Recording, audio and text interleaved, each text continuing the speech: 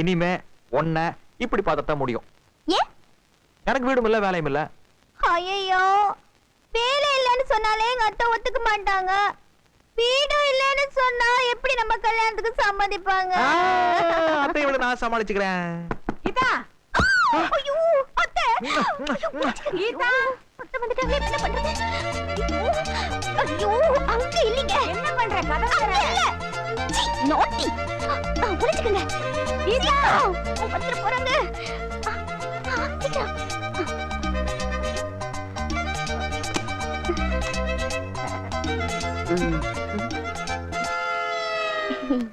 என்னத? Master வந்தாரா? Master இல்லையே, அவர் இங்க வரவே இல்லையே. ஐயோ, எங்க போனார் இவரு? ஏன் கத்துற? ஷூ தானே, நான் வாங்கி தரேன்.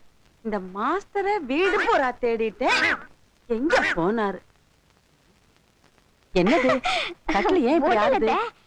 ஒண்ணு இல்ல. அந்த இடத்துல என்ன மேடா இருக்கு? இல்லையே. என்ன இல்ல?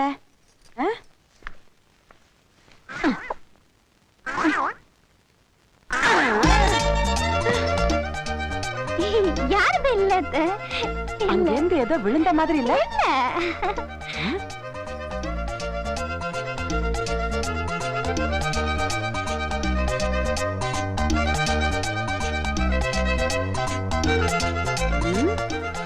கீதா, ஏதோ கீழே விழற மாதிரி இல்ல?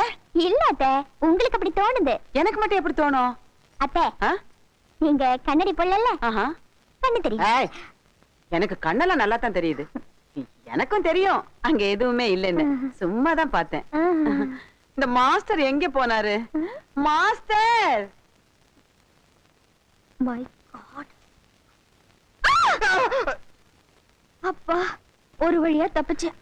தப்பிச்சு நீயா நானா? கீழே விழுந்து எந்திரிச்சு இல்ல, எல்லாம் நசிங்க போச்சு பாரு. ராஜ், உங்ககிட்ட தனியா பேசணும். இந்த இடம் சரிப்பட்டு வராது. இப்படி வந்துரு.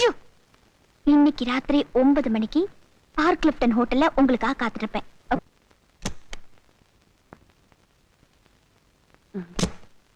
வா ராஜா. என்னங்க? வா. என்னாச்சு? உங்ககிட்ட கொஞ்சம் தனியா பேசணும். வா ராஜா, ரொம்ப நாளாவே என் மனசுல ஒரு விஷயத்தை போட்டு குழப்பிக்கிட்டு இருக்கேன். அதை யார்கிட்ட சொல்றது, எப்படி சொல்றது, எங்கே சொல்றதுன்னு யோசிச்சுக்கிட்டே இருந்தேன். உன்னை பார்த்த உடனே நீதான் அதுக்கு சரியான ஆளுன்னு பட்டுது. அதனாலதான் உனக்கு முன்னாலேயே இங்க வந்து உனக்காக காத்துக்கிட்டு இருக்கேன்.